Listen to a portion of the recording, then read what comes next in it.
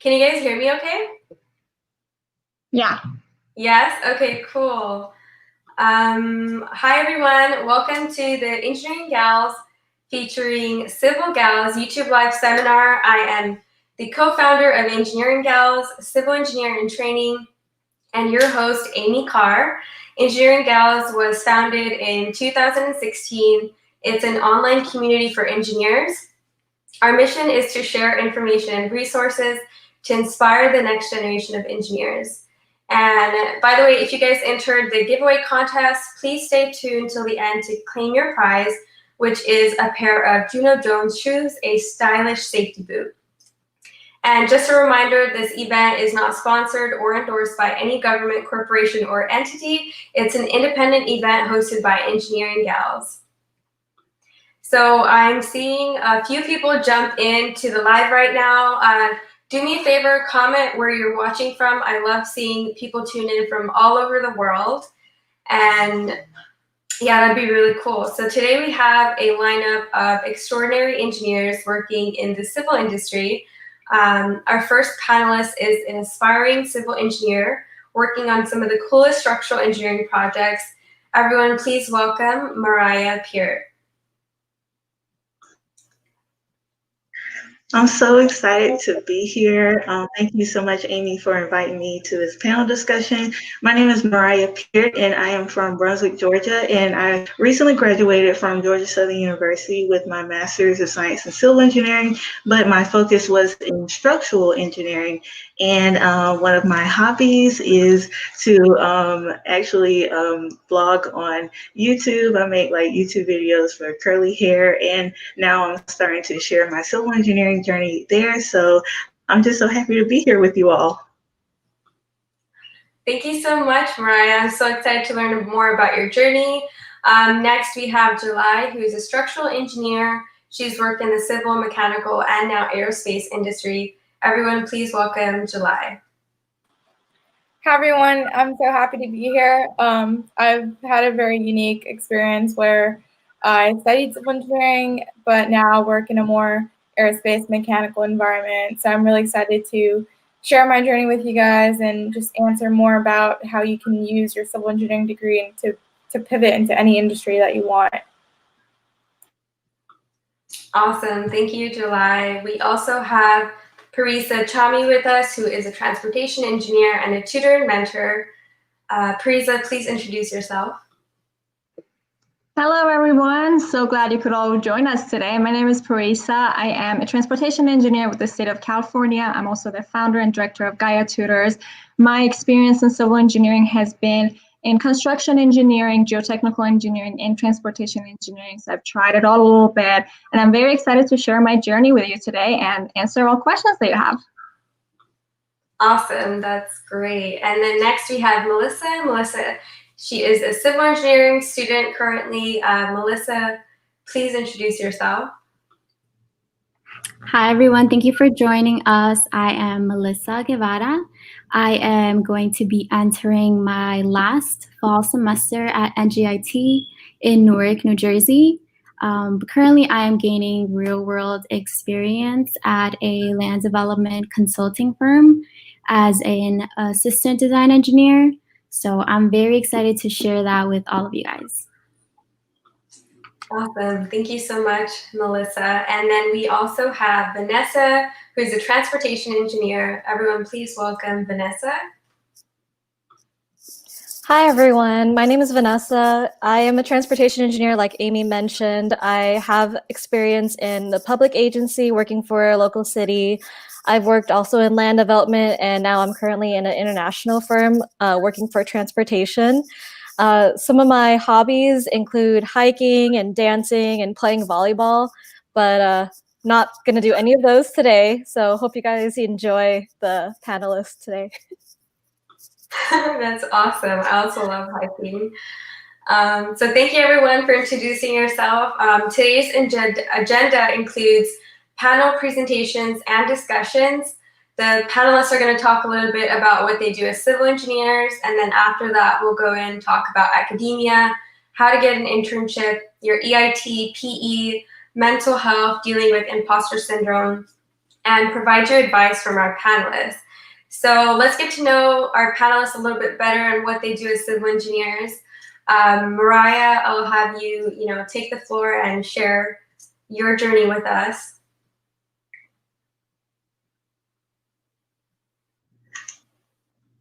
Okay, so I will bring up my screen here.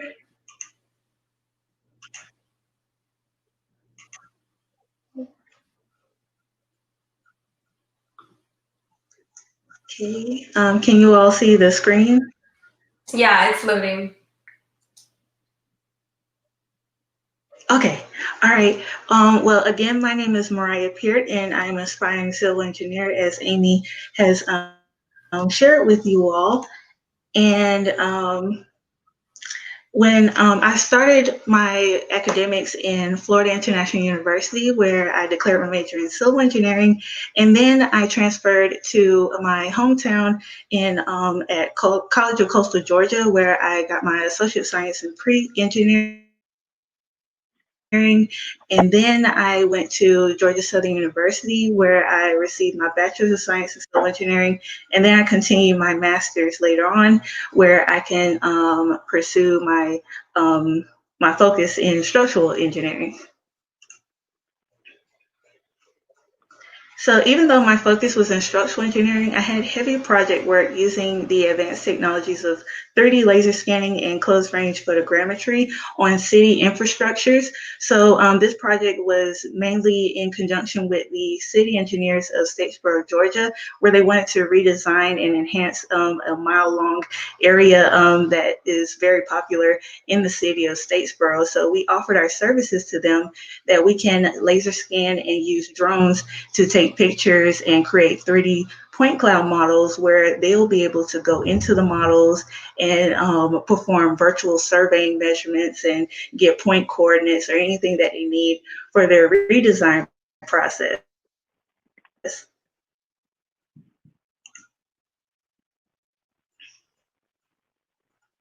Also, my professional role as a graduate assistant in my master's program was to help supervise and assist senior project groups using the advanced technologies of 3D laser scanning in their projects. So I always had to make sure that I meet with them at their project sites and then guide them on using the instrument, making sure their setup is correct so that they can have a successful outcome.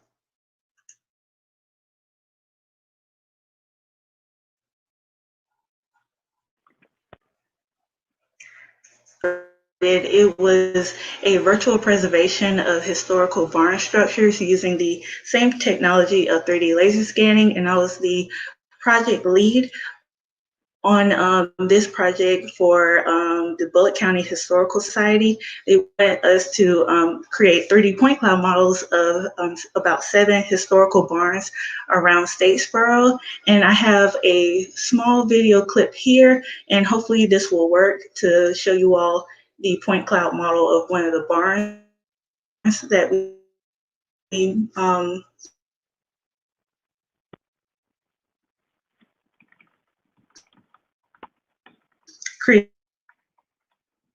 created.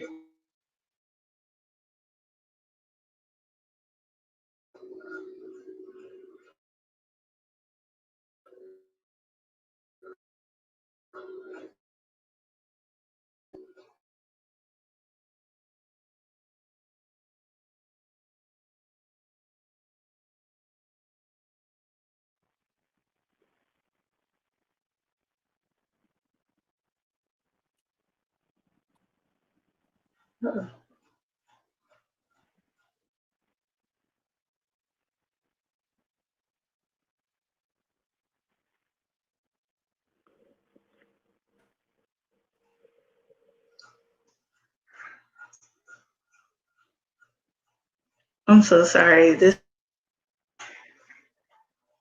ahead. Oh no, I think we lost Mariah for a little bit. I'll bring her back in as soon as she comes back. But I think there's something wrong with the video format. But in the meantime, July, would you go ahead and like to talk about your journey as a civil engineer? Sure? Okay. Yeah, let me go ahead and share my screen really quick. Actually, Mariah just got back in. Hey, Mariah. Oh, okay. Hey. Hey. Hi, I'm so sorry about that. That's okay. Do you Would you want to like finish me to the rest continue of with your? the trivia? Yeah, that'd be great. Okay. Okay. Well, since I wasn't able to share the video with you all, but I'll share that on my Instagram for others to see. But for my trivia question, okay, should be coming up soon here. Okay, so for my trivia, 3D laser scan models are produced with virtual cloud of points. In my work, I successfully created a 3D point cloud model that was a mile long of a city street, and just to guess how many points were approximately captured in that model.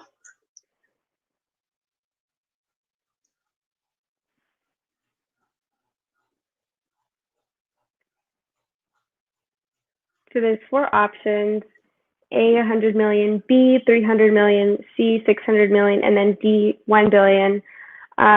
Let's try to wait and see if anybody tries to answer the question, and then we'll see if anyone got it right.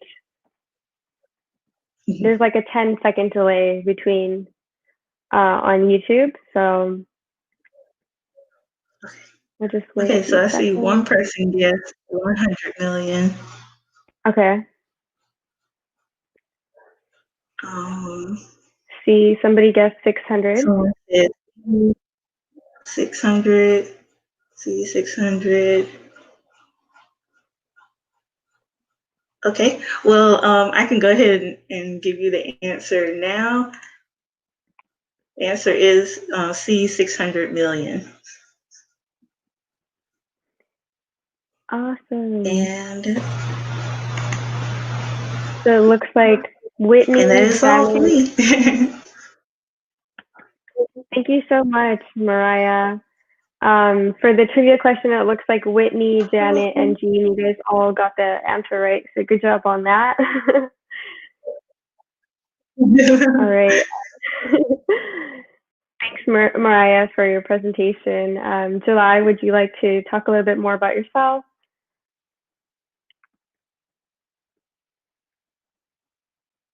I think July is frozen. Sure. No. There you go. Here? Yeah. Okay. Let me go ahead and share my slides. One second.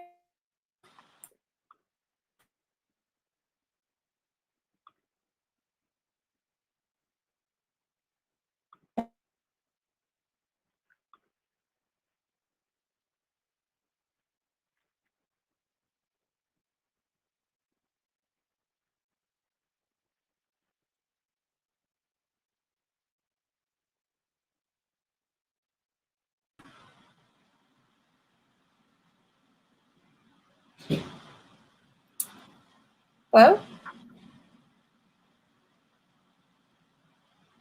Are you guys able to see my screen? Yeah. Okay, cool. Yeah. So my name's July. I'm a structural engineer. So I currently work at Boeing Commercial Airplanes out of Seal Beach, California. I'm a multidiscipline engineer there. So basically I'm on the airframe team and I help repair airplanes. Let's get right into it. So I graduated from UC Irvine in 2016 with a civil engineering major and a minor in material science. But around my 4th year of college, I realized that I didn't really enjoy the projects that I was working on in civil structures. Like I had a lot of internships doing civil structures, both for residential and commercial projects. And I really liked doing structures for vehicles. So I started trying to pivot into the automotive industry. And so I joined UCI Race Car. And so for my college projects, I did 2 senior design projects. I did UCI Race Car for my mechanical engineering senior design. And then I did the solar decathlon where we built a zero energy efficient home for the Team Orange County Solar Decathlon. So I was able to do both projects, even though I didn't do the major in mechanical engineering. I just graduated civil. But from there, that's where I pretty much blasted off on my career. And on the left here is my team for the Team Orange County Solar Decathlon. And then on the right here is at my last company at Divergent, where we were building a supercar. And it's a 3D printed supercar. So it's really cool once you start using your structural engineering knowledge and going into advanced materials and not just working with concrete and rebar, you know, going into more like advanced composites, which is really awesome.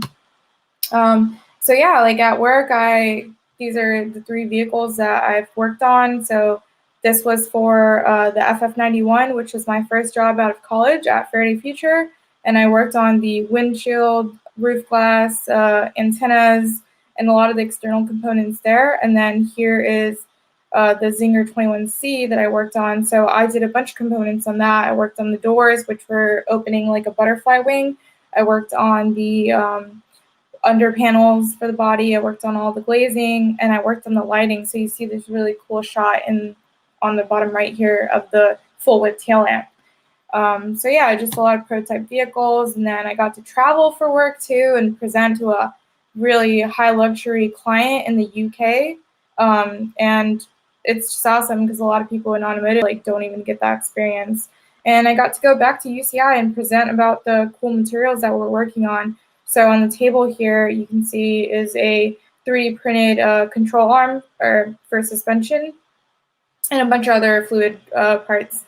And then on the right here is the 767, which I'm now a team of at Boeing. So I support the 767 fleet for both commercial and military flights. And it's been really awesome. And this is just a couple of my hobbies. So this is my cat, Apollo. I love Disneyland and Star Wars. And I love snowboarding. I just love enjoying the outdoors and doing all of that. So yeah, and then for the trivia question, in reinforced concrete, which component handles the tension component? Is it A, steel rebar, or B, concrete? So let us know in the comments and we'll pick out what it is.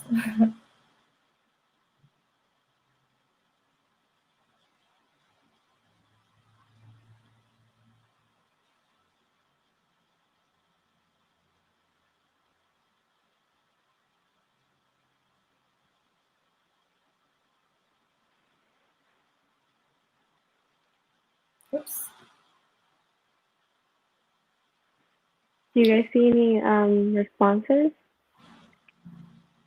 I don't see anything yet, but I'll keep this up for until whenever you say, Amy.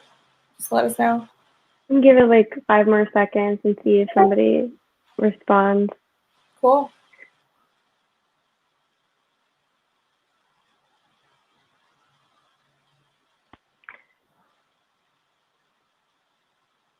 Okay, we have a few responses now.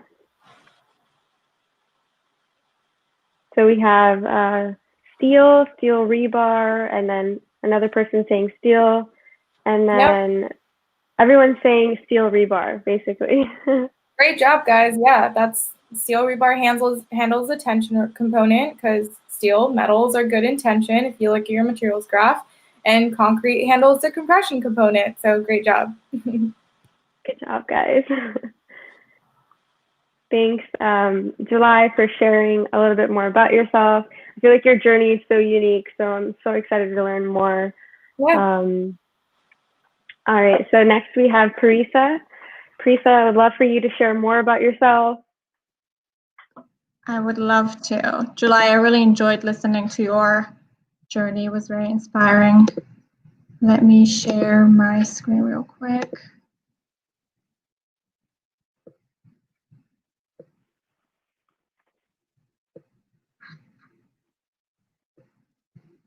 Can you guys see it?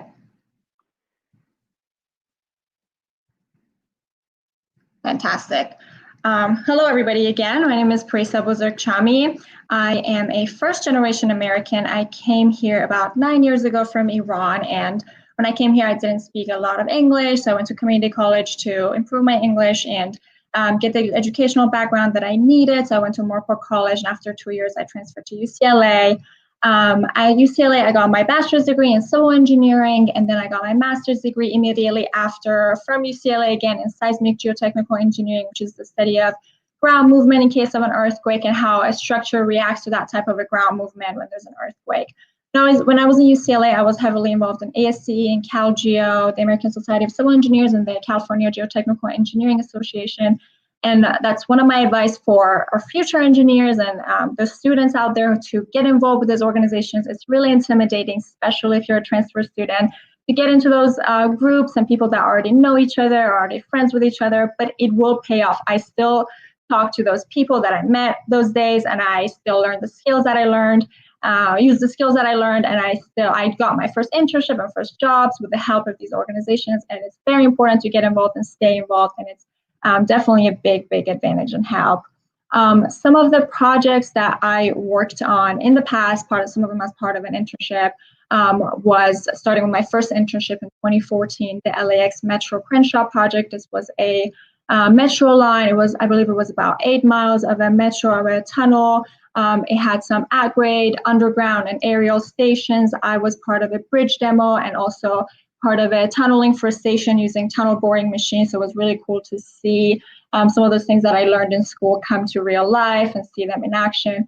Also, what I early on realized using these internships is that the civil community is really small. Some of these projects that I worked on as part of an internship, I went back to work on as part of another job, maybe from a different angle, from like the design or the geotype, but I kept working on the same projects with the same people, and it was very cool and very interesting to see that in full circle. Another project that I worked on as part of another internship was the LAX Terminal 2 project. Part of this project was replacing the passenger boarding bridges, which are those bridges that we take to get on an airplane from a terminal. And you think that's easy enough, but in an active airport that's fully functional, it actually gets really complicated, and there's a lot of planning and coordination. So I did a lot of coordination, a lot of change orders and things like that as part of this internship. And then between my undergrad year and graduate school, I worked on the I-405 design build project that's currently under construction in Orange County. At the time, the design company that I was interning for, they were bidding on this project. So I worked on there's a foundation report to bid on this project. And then later, after my graduate degree, I went back to that same firm and we worked on that. At that time, they won the project, so we worked on that for the full foundation report. And also, after my grad school, I worked on the same first project, the LAX Metro Crenshaw project. I worked on that again, but this time as for a geotech firm as a post-construction monitoring. Some projects that I'm currently working on now, I have my PE, so these are my projects. I'm in charge of them. The highway connector seismic retrofit in Orange County. We're retrofitting a highway connector here, retrofitting the foundation for liquefaction, the hinges in case of an earthquake. And I'm gonna throw in a trivia out there. You guys can answer it later. You guys can answer if you think we can ever have a magnitude 10 or greater earthquake. If yes, why? If no, why not? I didn't write this down, but I just thought about this right now. And another project that I'm working on is another I-405 design build project, part 2. This one is not part 2. It's just, I call it pilot part 2 because it's another design build project. This one's also my project. It's a $150 million project. We just started working on this, and it's going to go in construction in a couple of years. And that one is my dog, another current project of mine, and let's give him some virtual attention because he loves attention.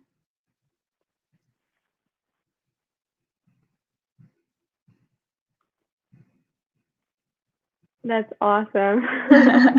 Your dog is so cute. Thank you. And you guys can answer the trivia question. Do you think we can have a magnitude 10 earthquake ever, and why or why not? Magnitude 10. 10 or bigger. I'm checking in the comments.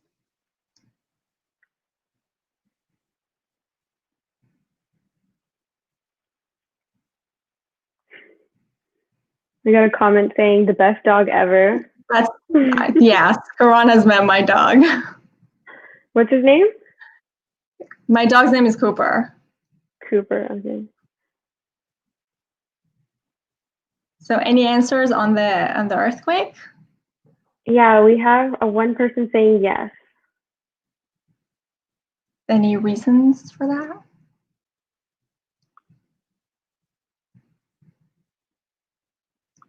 And then somebody said, no, we cannot. Amy, let me know when you want me to answer it. Let's wait like a little bit more to see if anybody else responds, and then. Okay, we got more answers saying no. Karen says no. I think no, but I'm not sure why. Jacqueline says she thinks no. And then Whitney says no. The answer is no. The answer is no? The magnitude is basically determined by length of a fault, and to have a magnitude 10, the fault needs to basically go all around the earth. It needs to be really long, and we don't have a fault that long. Oh, wow. Mm-hmm. Okay. But in movies, it was magnitude 10 and 11 and 12.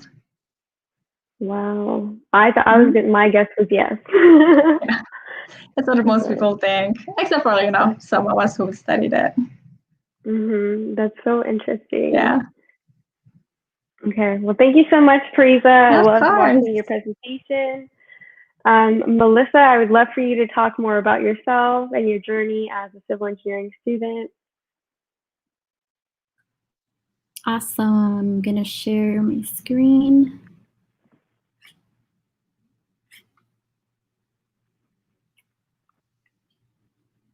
Okay.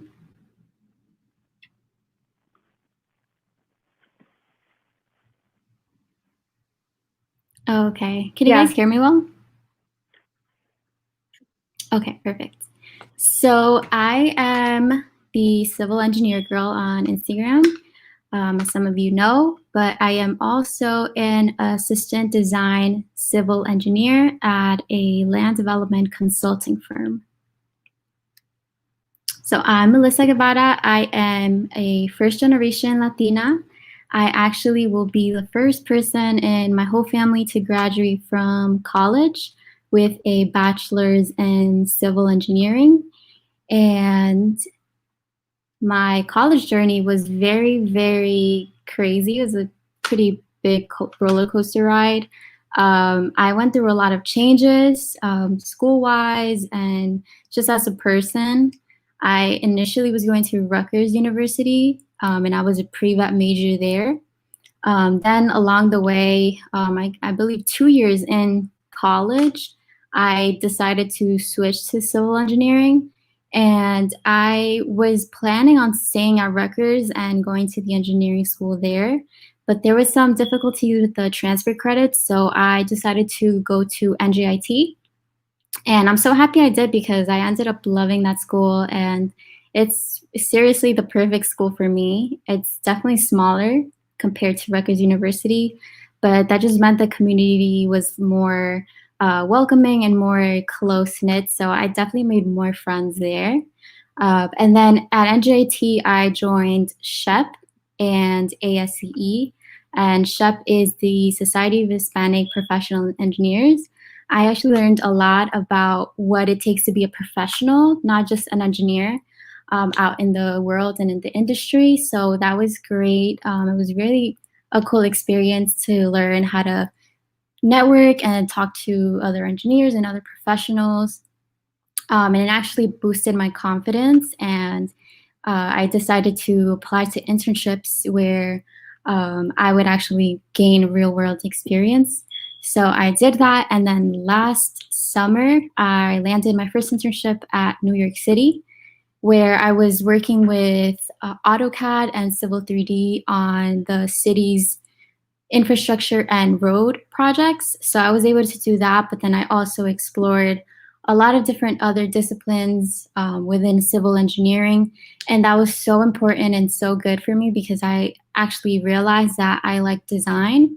Up until that point, I didn't know what I was going to do within civil engineering. I just knew I wanted to do civil. So that was a great, great experience. And right after that summer, I landed my second internship, which I'm currently at right now. And it is at a land development consulting firm in Newark, New Jersey. And I love working here. My school is here. I live here. So everything is so convenient, especially as a busy person. And some of the programs that I'm working with right now are design review and HydroFlow. I don't work as much with AutoCAD and Civil 3D as I did before. My company actually has a group and its own little department for AutoCAD, and they draft strictly site plans. So I don't really work with those, but I do work with the site plans, which are made with AutoCAD and Civil 3D. And with design review and HydroFlow, I get to design site layouts for different projects, such as the layout of a building, the parking layout, also driveways and sidewalks. And then I also get to do grading, stormwater management system design, utility system design, and some landscaping. So I can't go into specific about what projects I've worked on because we are a private company, but I did want to show you a set of plans that I got to work on, and I'm going to be showing you the most important ones. So this one is a demolition plan.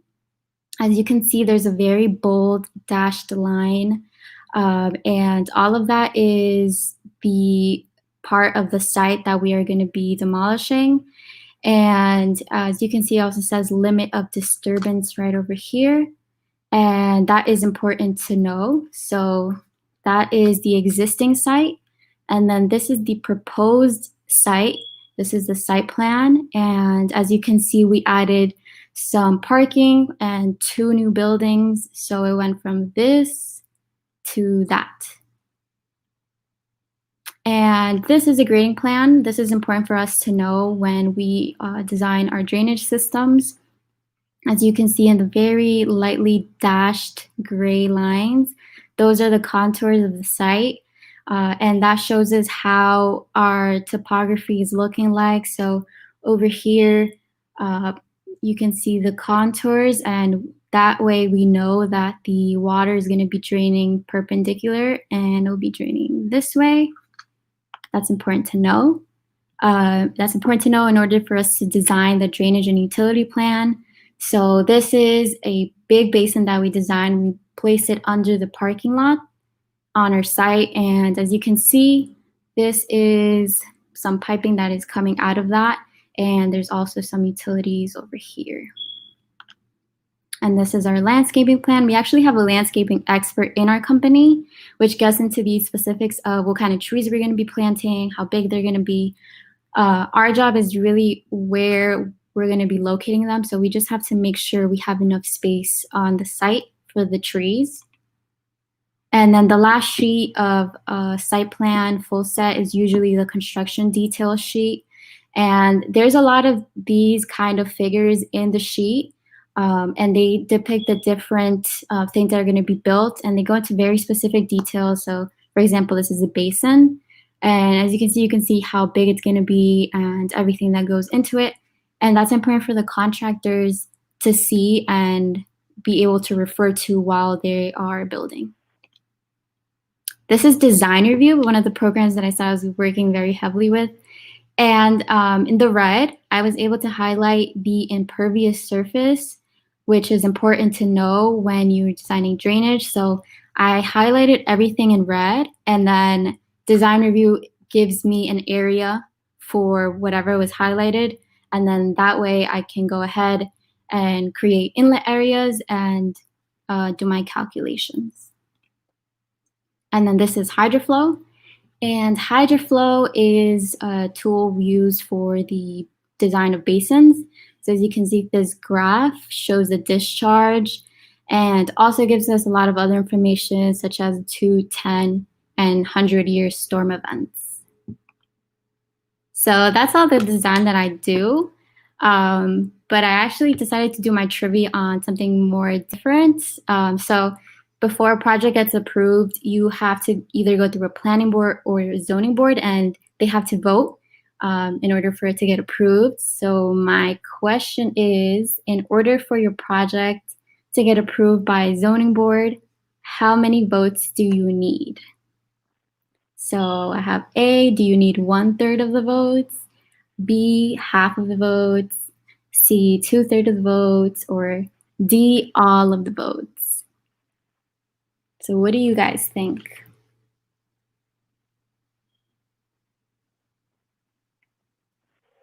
Okay, and then we'll wait to see if we get some responses from the live.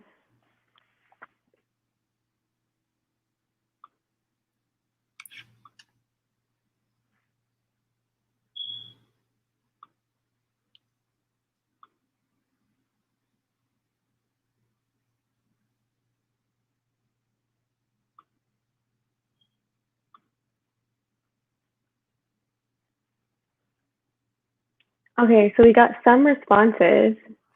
All of them are saying C. C, that's correct. Yeah, so you need 2/3 of the votes, which is also known as the majority of the votes. And actually, no, it's the supermajority of the votes. For a planning board, you just need majority of votes. So half of the votes and up is good, but a zoning board is definitely a little bit more strict. So good job, guys. Good job, guys. So Jean, Janet, Whitney, Bravo, and Karen all voted C, and you guys all did a good job. Nice job. That's awesome. Okay, good job, everyone. Thank you, Melissa, for your presentation. Next, we have Vanessa, our transportation engineer. Vanessa, I would love for you to talk more about yourself. Hi, yeah, let me just share my screen.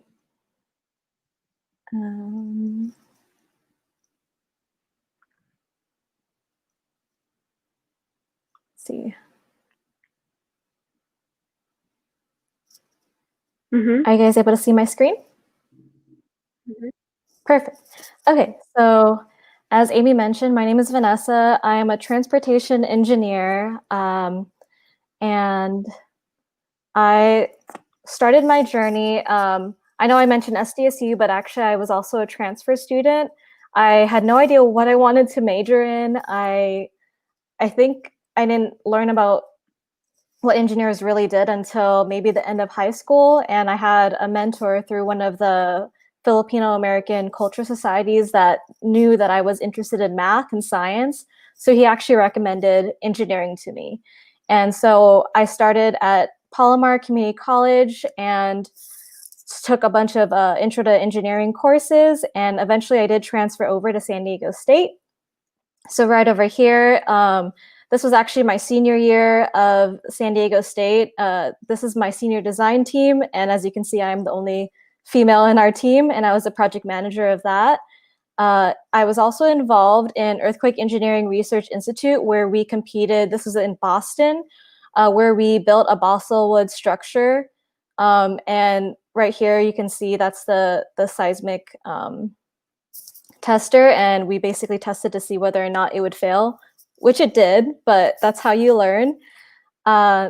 Lastly, we have down here is a steel bridge. I was involved in American Society of Civil Engineers all 3 years. I took 3 years at San Diego State, on top of two other years while I was at community college. And we basically build a structure out of steel. So it was really fun. This was one that I got to stand on to see how, it could take my weight. So that was pretty fun. I was really involved specifically in American Society of Civil Engineers, and how Parisa mentioned, I think it's really important for students to be involved in organizations, because that's how you end up meeting other people through your industry, along with learning a little bit more about what you can do as a civil engineer. So through my experience as a civil engineer, I also work in AutoCAD, similar to what Melissa has mentioned. I do a lot of grading, which I did when I worked in land development, and I also do that now in transportation. And whenever people ask me what's the difference really between transportation and land development, when I worked in land development, you design everything that is on the site. You design everything that is on the site, Whereas in transportation, I am designing everything outside of the site. So the roads, of course. And here's an example of when we would go on sites. This is actually a current construction project in San Diego. I actually did not work on this project, but I did learn a lot through this project because it is a railway project. And one of my projects that I'm currently working on is heavy rail. And I was able to see physically what exactly I'm building, which I thought was really interesting. And I've also noticed the difference between land development projects and transportation projects, since I did work in both, that land development, when I worked there, a lot of the projects were completed within a few years, whereas transportation, I have been working now for about 2.5 years in transportation, and the projects take a lot longer to complete. Lastly, as part of my design, I also do WaterCAD, which where we test the water pipe system and see whether or not that we need to upsize or keep the pipes the same. And that's one of the computer programs that I would use. And I would also use StormCAD, where I would check the storm drain profiles depending on the amount of flow that is increased on a project site, because typically with a project, you are increasing impervious areas. So a lot of the times the flow is increased. And so I had to make sure that the pipes were still correctly sized, or whether or not we needed to upsize the pipes. That was another part of the design. And lastly, the reason why I also really enjoy civil engineering is because I love giving back, especially when I am involved in ASCE. I would volunteer at the Feminere program at SDSU, where they would do different presentations relating to engineering to K through 12 students, which I really enjoyed. As part of ASCE, I would also volunteer at resume workshops and interview workshops. So basically here, this was actually at UCSD, and I am interviewing multiple students and reviewing their resumes and giving them tips as to what I would want them to answer for a possible interview. And lastly, here is another volunteering at the Science Fleet Center in San Diego. So we would do different K through 12 STEM activities. Here I'm teaching them structural engineering. So basically what we would do is build structures out of these rolled up pieces of paper and see how strong they could test their structures. And they really enjoyed it. And actually I ran out of books. I thought I had enough books, but the books were so strong, or the structures were so strong, that a lot of the books, or the kids were able to stack as many books as they could. So they really enjoy that. And I enjoy going to volunteering events such as that, which is a little hard because now we are in quarantine and I can't see anybody in person. But lastly, I wanted to ask you guys a question. This is not completely related to any of my other slides, but I was curious if you guys knew what the grade is in transportation for transit, roads, and rail in America. If you think it's a grade A, a grade B, C, and D. And think of it kind of like a report card.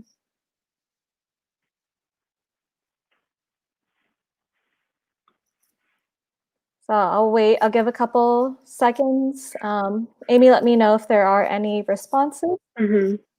For sure. Yeah, I'm watching out to see if there's any responses. I remember I learned about this in school, though.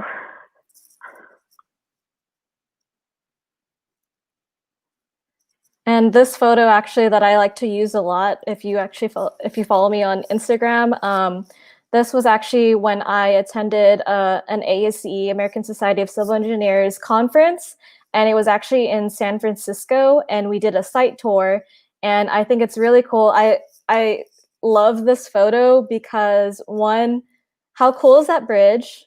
And two, I don't mention my company name exactly, but my company, before I worked there, actually did the design for it. That's awesome. Yeah, that bridge looks really cool. So we did get some responses. So we have A, B, A, C, B, and then some more C's, and then somebody also guessed D. So yeah. The answer is D. Actually, both rail, transit and roads are both at a D. And actually rail is at a B, it might be on different parts of the US, but overall we have a D. So that's really surprising because we're in a first world country, and you would think that we would have an A, which it sounds like a lot of people thought it was A, but actually we are at a D because a lot of our roads need improvement. And the reason why I bring this up is because if you see the link below, if anyone's interested in looking in the infrastructure report card, this is a public site, and you can see all the different civil engineering infrastructure that needs improvement. And I think, especially since this is election year, I know I'm not going to talk exactly politics, but I'm just mentioning that it's important to be aware of this. So that is it for my presentation. Thanks, Vanessa. That is so interesting. I do remember learning about that in school, and I remember when I saw that it was a D back then too, and I was like, wow, that's kind of sad. But then I was like, well, if you think about like, I think it's called level of service is also like a goal that they try to aim for, right? For traffic flow, is that for traffic flow? Yes. Yeah, level of service. And especially like if you live in LA, that's really bad. Yeah, and I was like, well, I'm not surprised because LA was really bad for us. It still is. But yeah, that was so interesting, and good job everyone who's watching the live for answering these questions. And somebody just commented saying, "Where's my tax money going?" Oh gosh. And okay, cool. So what was that? I can't tell you that, but a lot of the funding is going toward, there's certain percentage is going towards infrastructure. Right. And we'll talk a little bit more about that throughout our live here. And so thank you guys all for doing your presentations. I hope everyone in the audience got a chance to see, what the different types of civil engineers, what different types of focuses there are in civil engineering. And we'll talk a little bit more about that. But if you're watching the live right now, please comment which engineering you're most interested in or are already a part of. We'd love to see that and hear from you guys. So now we're going to go into our panelist discussions. As we're going through our discussions, if you guys have any questions, just submit them through the YouTube live comment section, and we'll try to get back to you guys. So our first topic is academia. And one of the first questions is, what are the different disciplines in civil engineering? So we have structural, water resources and hydraulics, transportation, construction, land development, geotechnical, and surveying and geomatics. I'm gonna ask July, would you like to talk a little bit about structural, since you are a structural engineer? Sure, yeah. So structural engineering focuses on the framework for structures, and you design these structures to withstand certain stresses and pressures of the environment that you're building in, so that you can provide a safe, stable, and secure use. So that could be for anything going from bridges to buildings to even like Vanessa was saying, light rail systems and all that. So awesome. Thank you so much, July. And then the next focus in discipline in civil engineering is water resources and hydraulics. And I could talk a little bit about that since that's where my background comes from. So that would be the design of systems and equipment that help manage human water resources for drinking, storage, or sewage. And that could include designing dams and channels and also water treatment systems.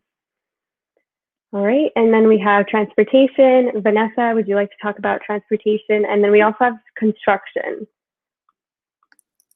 Yeah, I can talk about that. So transportation, it's involving the planning, design, and operations of safe, efficient transportation. So as I mentioned in my presentation, I do work in light rail and heavy rail. So light rail, for example, would be a trolley system, just a small train.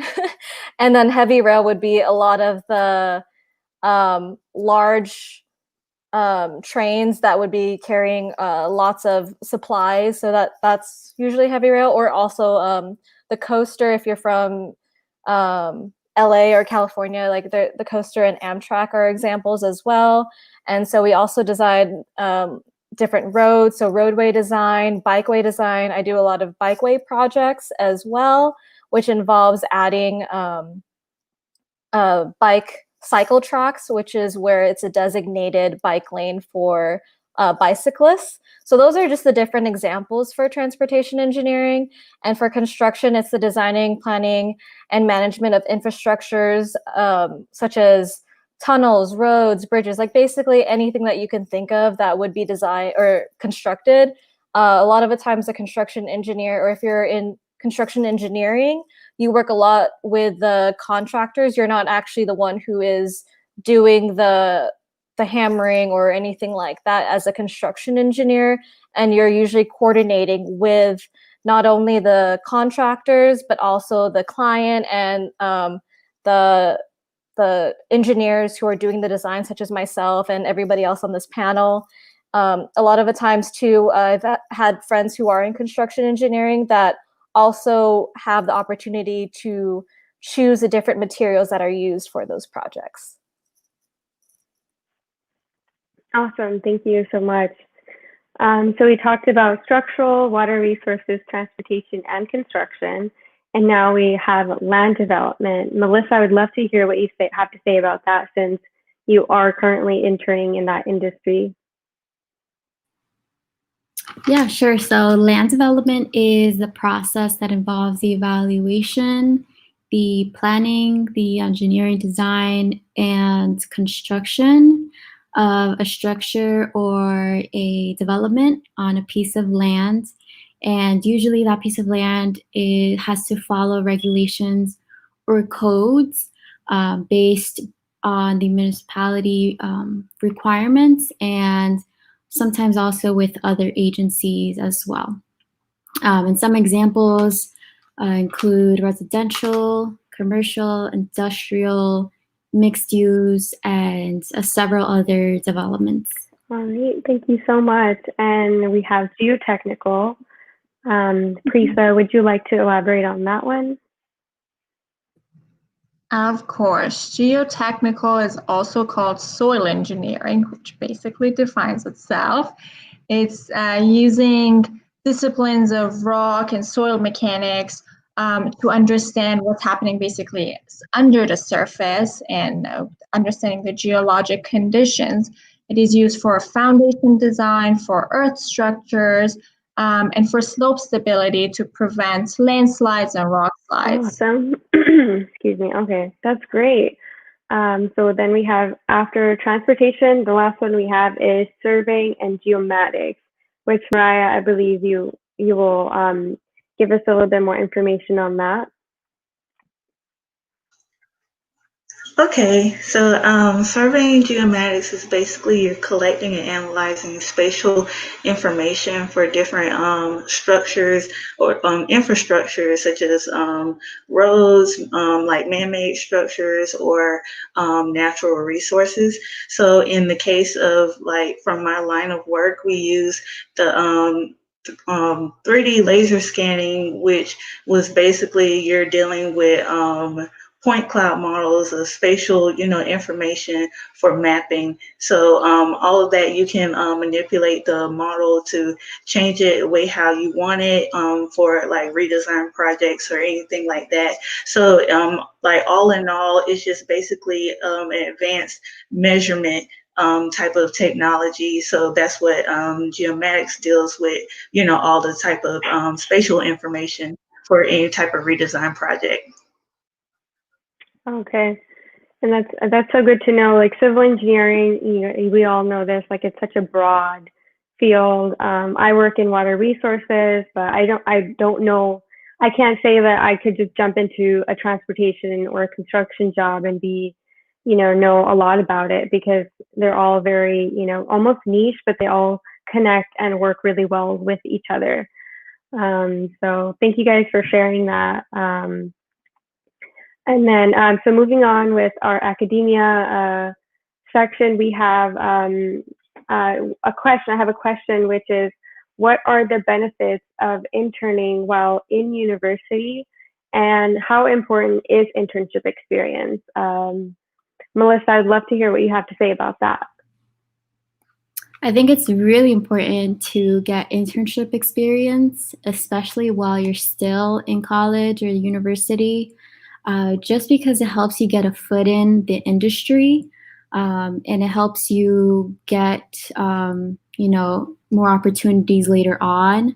And also for me, it was more important because I found out what I liked and what I didn't like when I got into my first internship.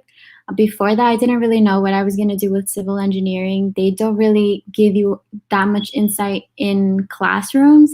So you can take a class on transportation, but you won't really know if you like transportation or not as a job until you're actually in the field. So definitely try to get an internship if you can. It's definitely helpful for you and your future.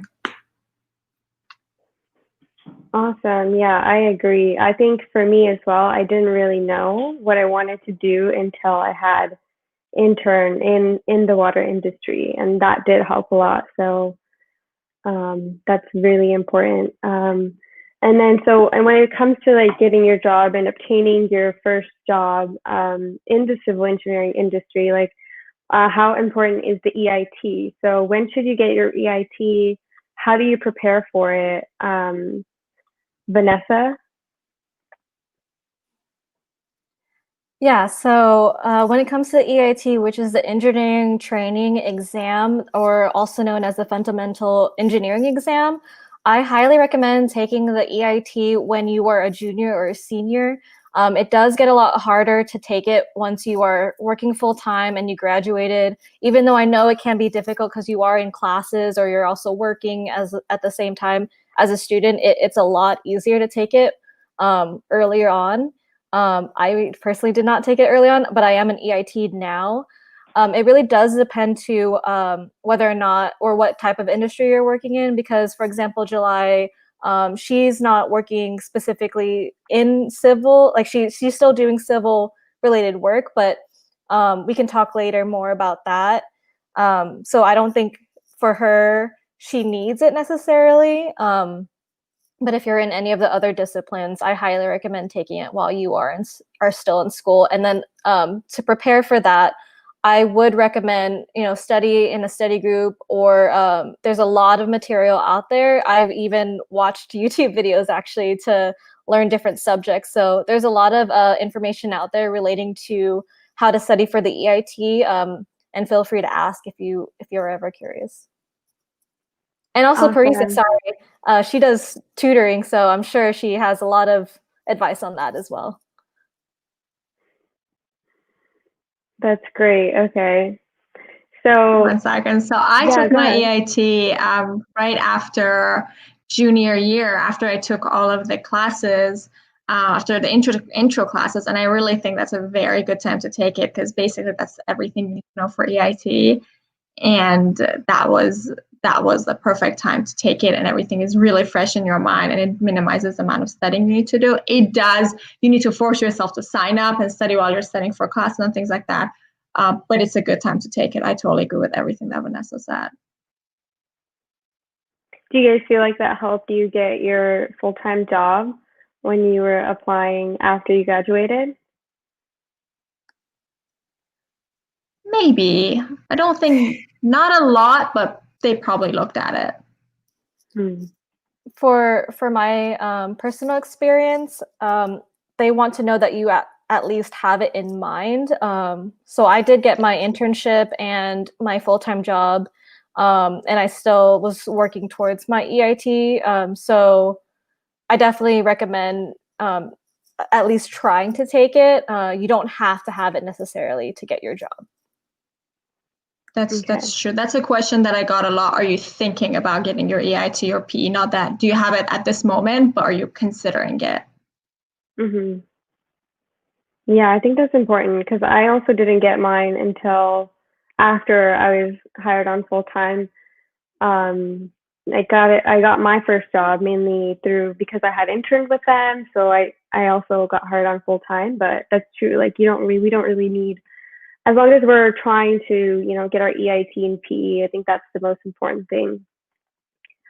And then when it comes to, a lot of the times we always get the question, is it beneficial to pursue a master's degree, or would you encourage to get a PE license to further your career in the civil industry?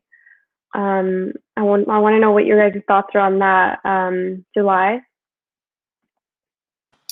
Yeah, so for me, since I'm going to continue working in mostly aerospace, mechanical, and even though like it does relate to government entities, such as like at Boeing, we work a lot with the FAA, while someone in a traditional civil engineering industry would work with like the city or state. I would go for my master's, especially because I specialize in composite structures, and that's what I'm really passionate about, and advanced materials. So I want to go down that path and learn more.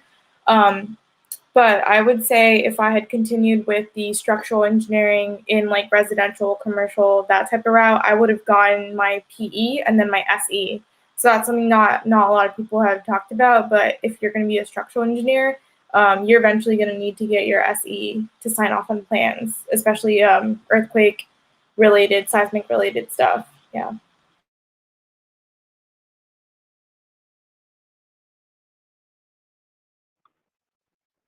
Parisa, would you like to add more to that as well?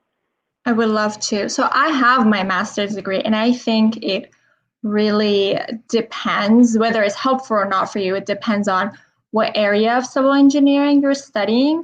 For geotech, what I got my master's in, it was very helpful. It helps you work on more technical things that you probably wouldn't be able to just right off the bat work with a bachelor's degree, and you'll be doing more field work. But then now that I'm in transportation, it's not as necessary, and you could learn a lot of the things you would learn in a master's program on the job.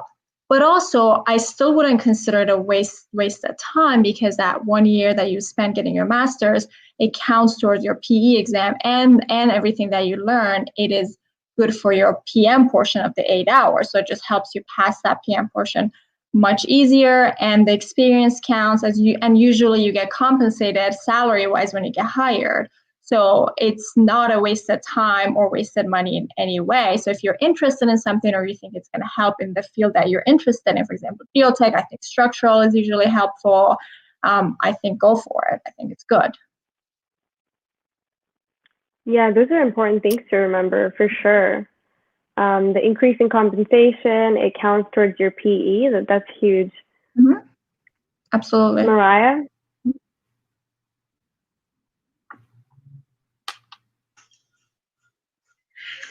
So I think it's like both is beneficial. When I was in undergrad, I always had it in my mind that I wanted to, be in structural engineering, and always, hear the stories of, of people that are already working at a structural engineering firm that they'll like send them back to their masters.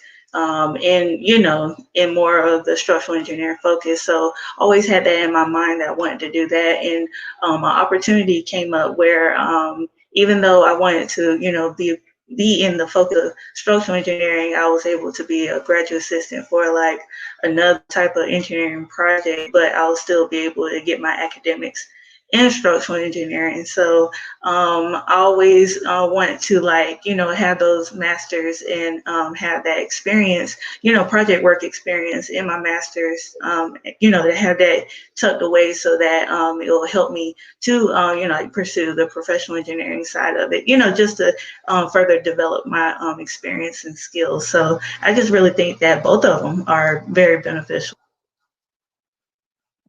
Both of them. Okay. It's good to know. Melissa, what are your thoughts on that? So I definitely agree that it depends on what you see yourself doing 5 to 10 years from now, or even what you're doing right now at work. For me, as a design engineer in a land development consulting firm, I don't plan on pursuing my master's just because I don't think it's really necessary in order for me to succeed. I know I know a PE license definitely is more beneficial, and something that helped me decide that was looking at my boss and just looking at how he like moved up very quickly in the industry. He doesn't have his master's, but he did move up really quickly with a PE license. My company actually has a reimbursement program that does reimburse you for your master's, but if I wanted to, I could take advantage of that, but I don't think I would because I don't really need it.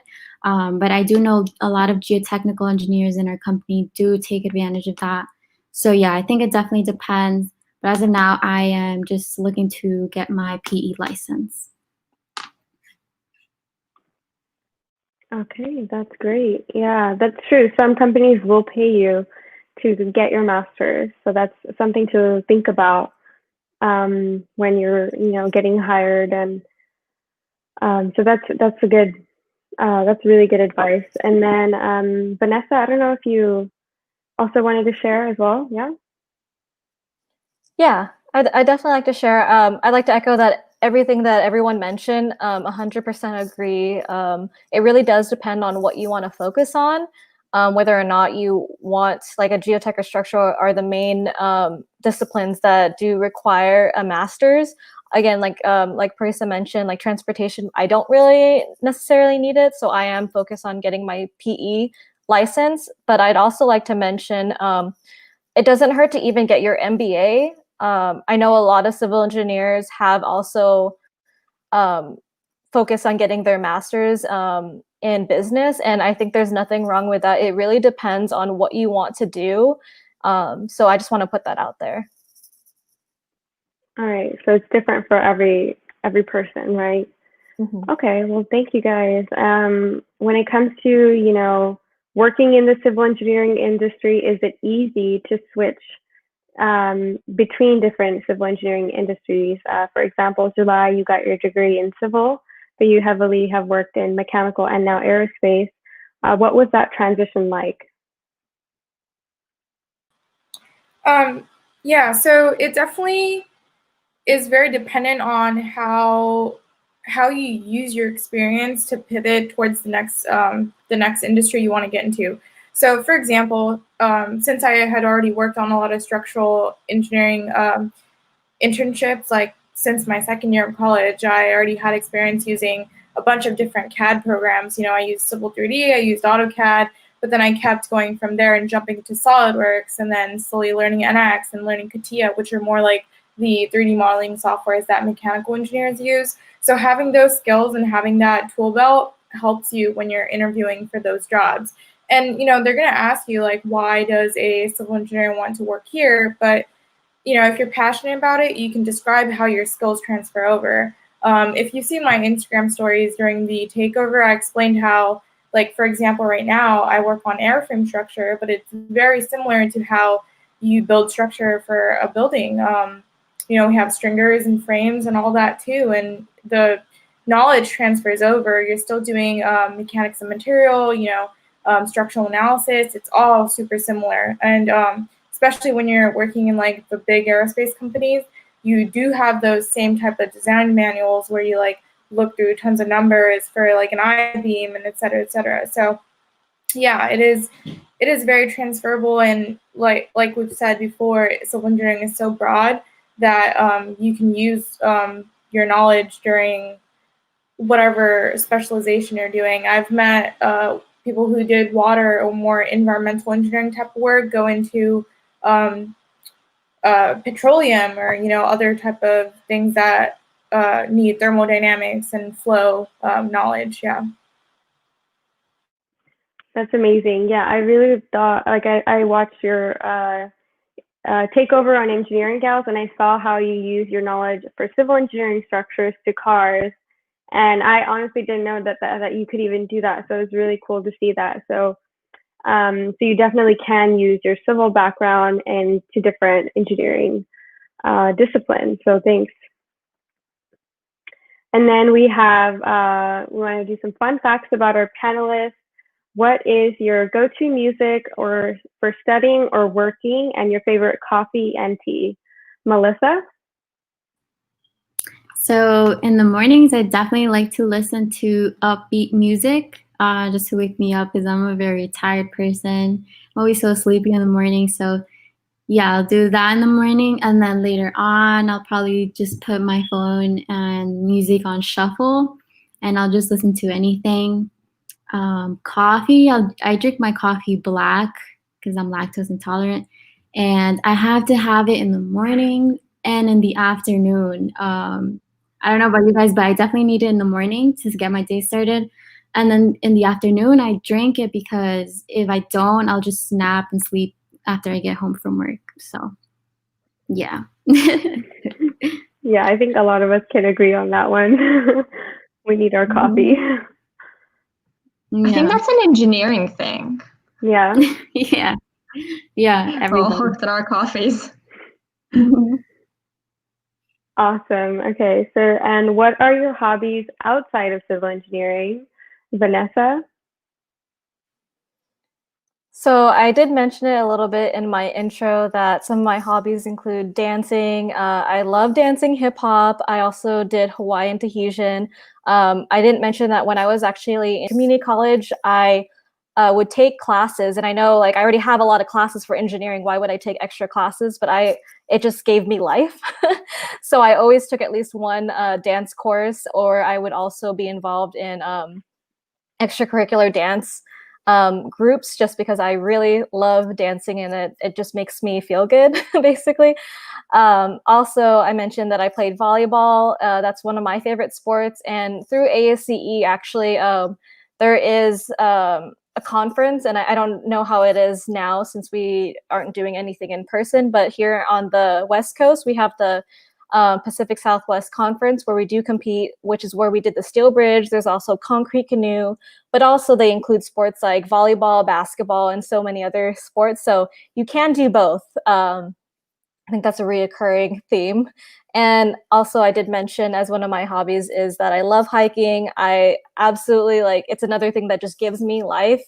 And one of my favorite things to do when I'm hiking are find survey points. So I don't have one. I wish I would have grabbed it because I actually would collect magnets of the survey monuments, like one for Half Dome. I have one for Joshua Tree, and it's just really cool. So if Mariah wants to talk about that, but I love collecting survey monuments whenever I would go hiking. That's so cool. Mariah, have you ever done that as well? I didn't know that was a thing.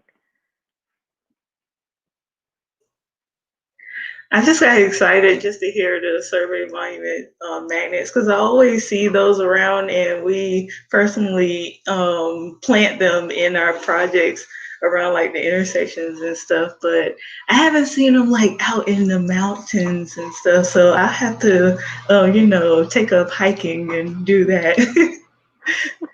That's so cool. I'd like to mention that it's not the actual monument that I'm taking. That needs to stay in place. It's usually at the larger hiking areas like Yosemite, Joshua Tree, or any of the national parks. You can find that at their gift shop. But I love finding that because I nerd out about it. That's so cool. I love that you have you have a wide range of hobbies, dance, and hiking, going outdoors. So that's super cool. All right. So thank you guys for answering those questions. The next section we're going to be talking about mental health. And the first question I have is for Melissa. As a student, how do you balance the pressures of school and having an internship? I like to stay organized. In order for me to remember everything that I have to do, I have to keep a planner with me. I actually use Excel sheet to keep myself organized, but I definitely have to do that in order for me to remember everything, and then also for me to schedule a mental health day or a recharge day. I think that's so important in order to balance everything because you have to take a break. You can't just work, study all the time. It's important to take a step back, and also not feel guilty about it, because I used to feel guilty about it, and that defeats the whole purpose, because you're trying to relax, but you really can't, because you just have that in the back of your mind. So definitely trying to remember that, you know, you deserve it. And yeah, just remember that it's temporary when you have to balance both. Like, you'll get your degree in no time, and then you'll be able to focus on work all the time. That's so true. Mm-hmm. Yeah. Have any of you experienced imposter syndrome? And if so, how do you address that? Parisa, would you like to talk a little bit about that? Yes, I definitely have, and I still do. Well, I moved here 9 years ago, so just having to learn English and learn the culture, everything was and is new. And to this day, there's always, whenever I'm somewhere, whatever I'm doing, there's always a degree of uncertainty and unknown.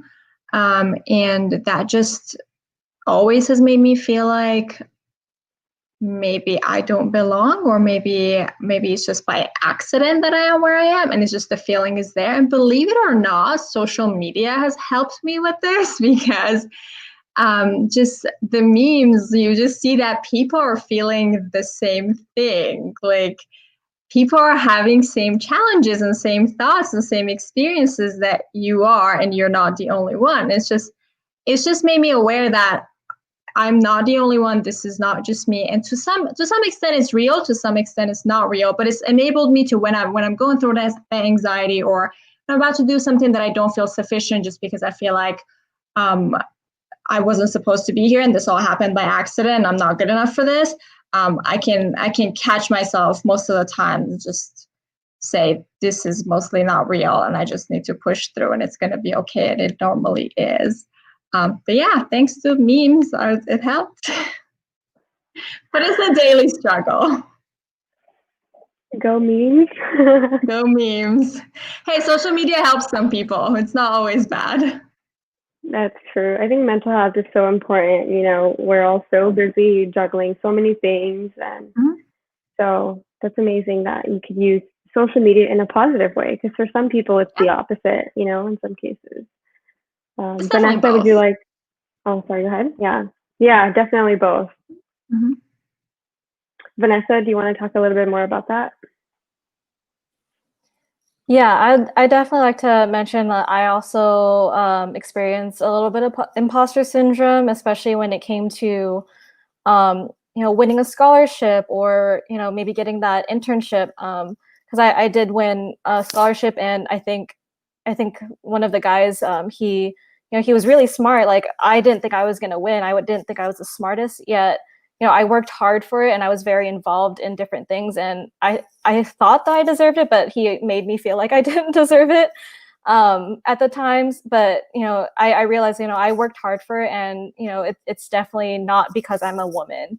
And also, when it came to social media, at first I didn't really think that I would be posting on my social media relating to civil engineering, because I thought, why would anyone listen to me? Even when I already graduated, I still had this imposter syndrome of, I don't have all this experience. Why would anyone listen to me? Why my coworkers, they know so much more. Why do they probably think that it's a little weird that I'm talking about civil engineering when they've known this, for a longer period of time. So I have that imposter syndrome, and I'm still working on it. I'm still trying to talk more about civil engineering and what I know, and not think so much about what people think that I do and don't know.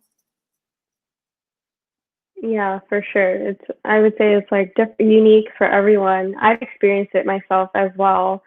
And I think I try to say it out loud, and then sometimes I just write it down, like, okay, why do I feel like this? Or also try to remind myself, what are the things that I have done that makes me feel like, okay, maybe like, yeah, I did work for this, and, part of that sometimes can be, like you mentioned, being a woman in a male dominated industry.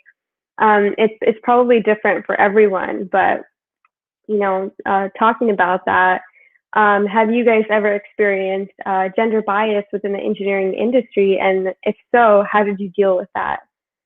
July, is that something you'd like to talk about? Yeah, absolutely. Especially in the fields that I've been within structural engineering, within mechanical, within aerospace, it's a very male-dominated industry, and there are a lot of great allies and coworkers that have stood up for me, but there are also plenty of men that are, old-fashioned, even women who just, yeah, like will not treat other women the same with like the same respect as they would as a man. So, for example, when I was working as a construction intern for the city of Costa Mesa, the lead construction director, I guess, he, had a lot of bias towards me and just did not want to give me any of his time or check my work or even like coach me into what I was doing. Everything I did was never enough for him. He would make me do all the busy work while he gave the other male on my team like the actual work. And then even at my last job, I was a lead engineer, and I would go into big business meetings with investors or like VPs of the other company, and they would assume that my male coworker was the lead and shake his hand and think I'm just a secretary, in the room taking notes or something. And I'm like, no, like I'm leading the presentation today, and I worked on this, and this is my project, and I manage everything. And so it's definitely a thing that happens, and you just deal with it by being graceful, knowing your own truth, and kind of just understanding that people are going to be like this, but it's up to you to portray yourself in a very professional manner and kind of set them straight and show them with like how much knowledge you have, like crush that presentation. So yeah, I have a definitely more positive outlook on it. I try not to let it bother me, but at times when you are alone, you're going to cry in the bathroom at work sometimes about it. It does happen. Yeah, it is hard, and I think I would say I've experienced that as well, and I used to question again and again in my mind. It's like this loop of like why, and then it wasn't until I left my job that I was like, oh, it's more of a reflection of the people than it is of me, of like my qualifications. So, but sometimes it takes that distance. It took distance for me to realize that afterwards. So, but thank you guys for sharing that. And when it comes to mental health, what are some resources you use to help yourself and your mental health? Melissa? So something that I like to do is meditate, especially in the mornings. It kind of prepares me for the day. Like it kind of puts me in the right mindset, and it kind of pushes me to be more positive. So after I meditate, I'm like, okay, like I can do this. I'm going to take the day. And yeah, I'm just going to get everything done, and things are going to go well for me. So I like to do that. Awesome. Meditation. And I believe Mariah, we lost Mariah for a little bit. Hopefully she can hop right back in. But Vanessa, would you like to talk a little bit about that?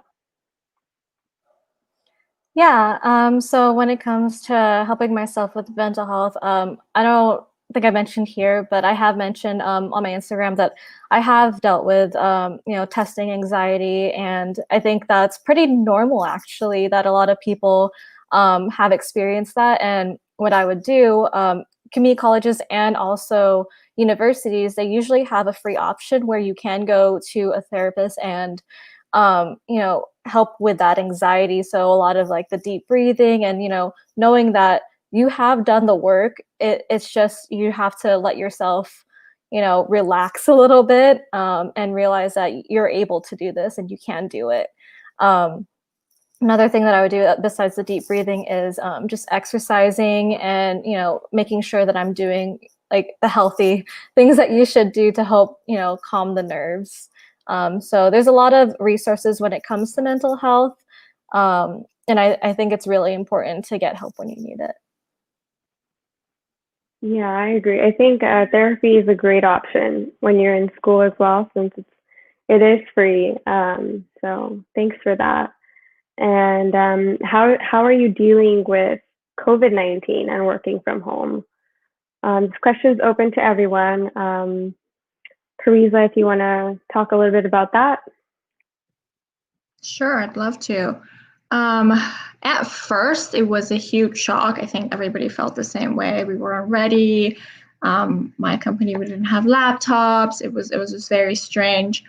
Now, I think after a little time has passed and we got to accept it, I personally got to ease into it a little bit. You know, I accepted that I need to wash my hands many times, and my hands are always going to be super dry, and there's no way around that.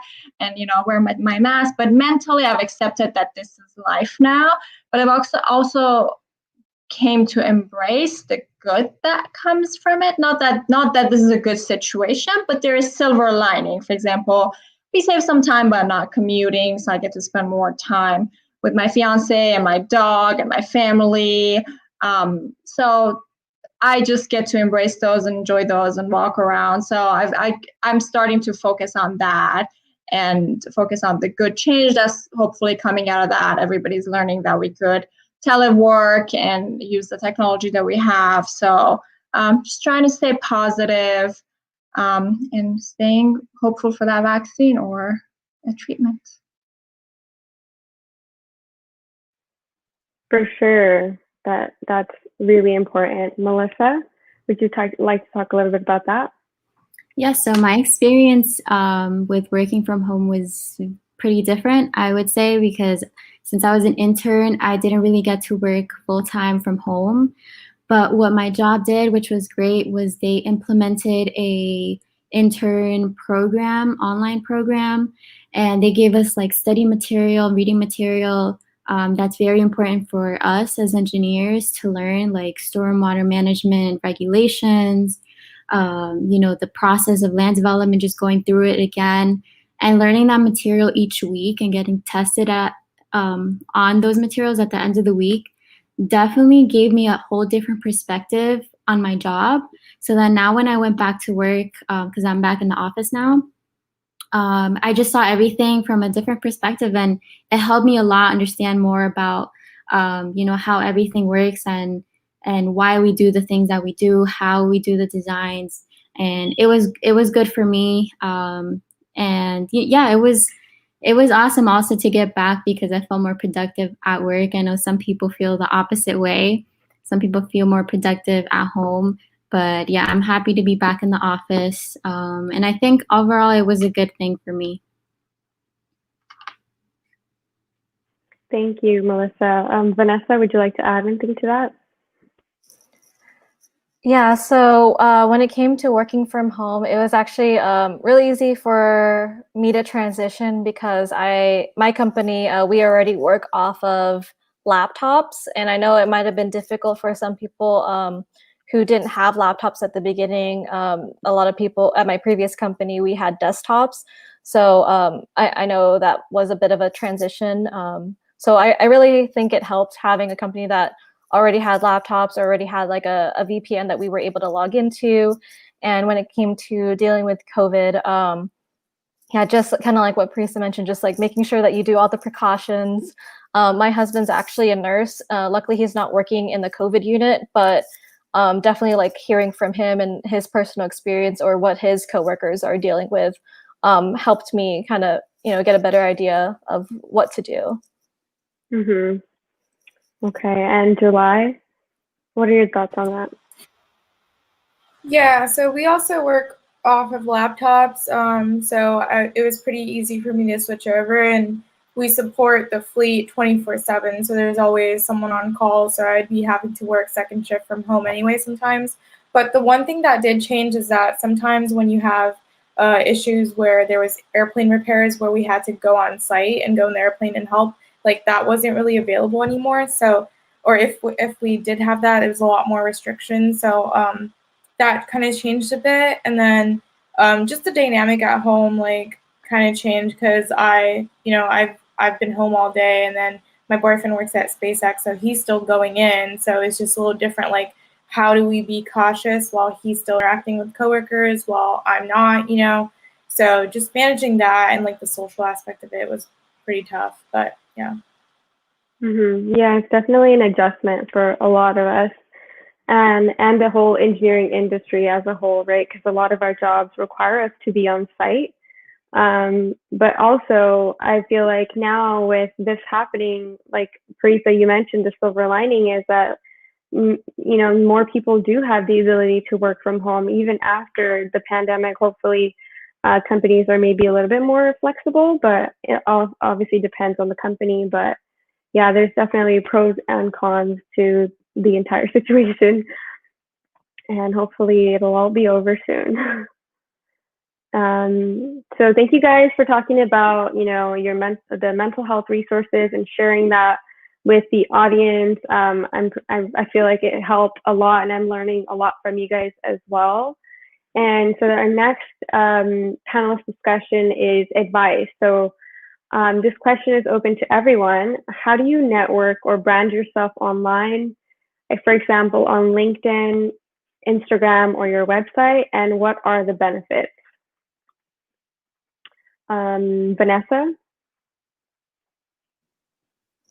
Yeah, I can talk a little bit about that. So when it comes to, I'll start off with networking. When it came to in-person networking, I would always attend events, especially through ASCE. I love, talking to people. And so through this COVID, it's a little bit hard since I'm used to being able to interact with a lot of people. But definitely when it comes to social media aspect of branding yourself online, you still got to be very professional. I know it's been a transition, at least like for some people, they keep their Instagram personal.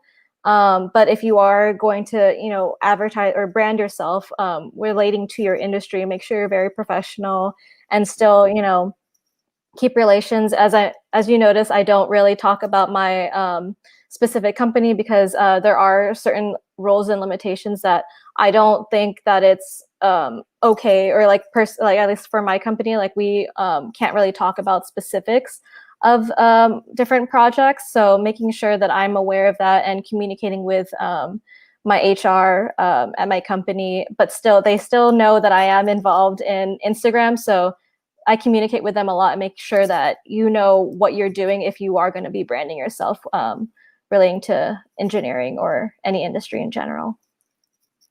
Yeah, I think that's very important for sure, is having your company, know about that. If you are going to be branding yourself online as a civil engineer or as an engineer. What are your thoughts on that, July? Yeah, I definitely feel the same sentiments as Vanessa, especially I've worked for 2 startups where we were very secretive and didn't want any of our product getting out there because, when we're doing vehicle testing and stuff like that, you don't want other car companies to know what you're working on because it, really makes it like harder for competition and stuff. And then also like with Boeing, they're very serious about anything that we do. We can't even like take pictures on site. So it is pretty hard to get content out there because I can't like take a picture in front of a plane and stuff, or like say like I'm working with this airline. That's something like which is not possible at all. So trying to do more kind of personal posts but relate it to engineering in a more general way is definitely my approach on it. Yeah. Okay. Do you guys feel like branding yourself online has been beneficial to you guys? Yeah, I can talk a little bit about that. I think it really has been beneficial because I've been able to meet all of you through social media. I don't think if I kept it as my personal Instagram and not talking about engineering, I don't think I would have met all of you or even everybody else in the Engineering Gals community. It's really benefited because I could relate to a lot of you, and it makes you feel less alone in this world where we're all quarantined. But also when it comes to the industry as well, I definitely feel like it has benefited because then people know what since I'm talking about what I know, it shows people that I really do know what I'm talking about. And so I think that's why the branding has been beneficial as well. Yeah, just adding to that, I'm also very active on LinkedIn and I do a lot of side projects. I still do design competitions. Recently, I worked on a battery structure for this Rebar competition, and I posted about that on LinkedIn. And there's so many times I get recruiters reaching out to me on LinkedIn just based on what I post. because it pops up and they're like, oh, this girl knows what she's talking about. We want to hire her. And they'll come into my DMs, and like my last 2 jobs, that's how I've gotten them that way, you know? So it's really beneficial. Wow. Yeah. Oh, wow, that's huge, definitely. So branding yourself is beneficial for your career and your social life. So thanks for sharing that, you guys. Mariah, you made it back. Yay, okay, that's awesome. Okay, so everyone's here and everyone's good to go. So the other question I have is, what is the one thing you know now that could have helped you back then? Mariah, would you like to answer that?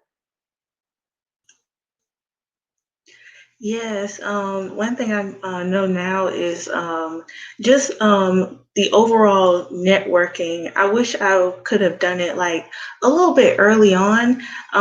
You know, like earlier in your college career, you're kind of like nervous to be there and you're kind of afraid to, you know, like branch out and, you know, talk to other people. But I wish I like kind of got into like American Society of Civil Engineers like early on, and then I would have felt, you know, more comfortable, you know, with the different, you know, exciting projects that they do there. And then on top of that, you're able to network with like your local branch, that is the professional branch of ASCE. And then I just wish I had that a little early on, but I was happy that I was able to network a little later on during the time that I did. But just, you know, early on, like kind of branching out and networking, you know, connecting with people that are in your field, and that will really help with your confidence as well as you're going into your professional career.